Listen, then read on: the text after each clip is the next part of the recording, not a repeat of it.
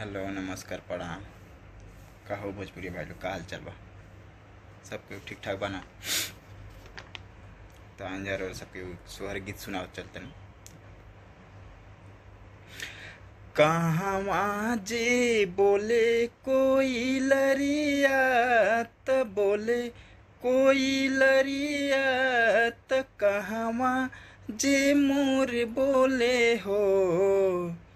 कहवा जे बोले कोई लरिया, त बोले कोई लरिया, त कहवा जे मोर बोले हो।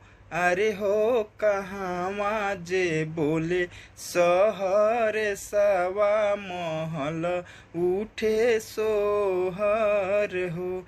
अरे हो कहवा जे बोले सहर सवा महल उठे सोहर हो। वृंदावनमा बोले कोई लरिया, त बोले कोई लरिया, त मथुरा जे मोर बोले हो। वृंदावनमा बोले कोई लरिया, त बोले कोई लरिया, त मथुरा जे मोर बोले हो। अरे हो गोकुल में बोले सहर सवा महल उठे सोहर हो। अरे हो गोकुल में बोले सहर सवा महल उठे सोहर हो। केही गोदी जनमे ललनवा, जनमे ललनवा, त केही खुशी मनवन हो। केही गोदी जनमे ललनवा, जनमे ललनवा, त केही खुशी मनवन हो। अरे हो केही घरे बाजे ला बाजनवा, महल उठे सोहर हो।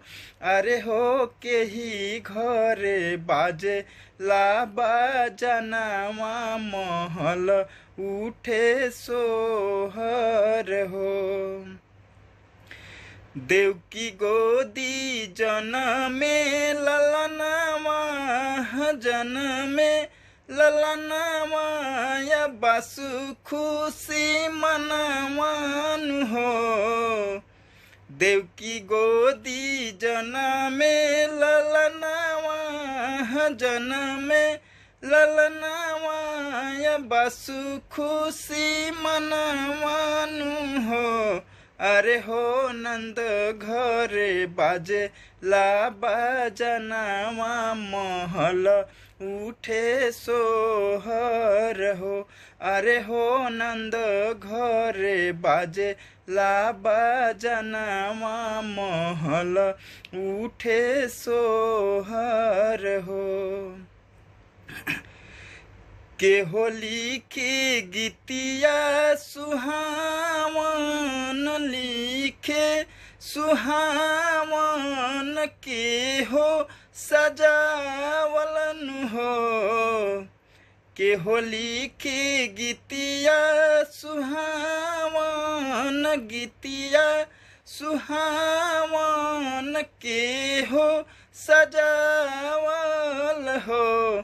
अरे हो के हो गावे कान्हा के सोहरिया, महल उठे सोहर हो।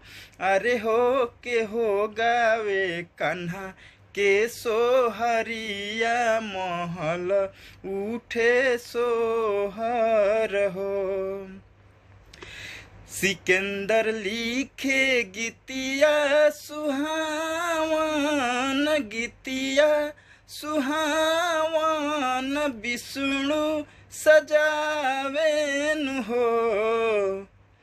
सिकंदर लिखे गीतिया सुहावन, गीतिया सुहावन विष्णु सजावेन हो।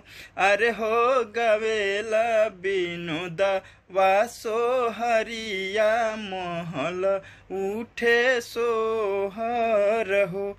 अरे हो गवेला विनोदवा सोहरिया महल उठे सोहर हो। अरे हो गवेला विनोदवा सोहरिया महल उठे सोहर हो।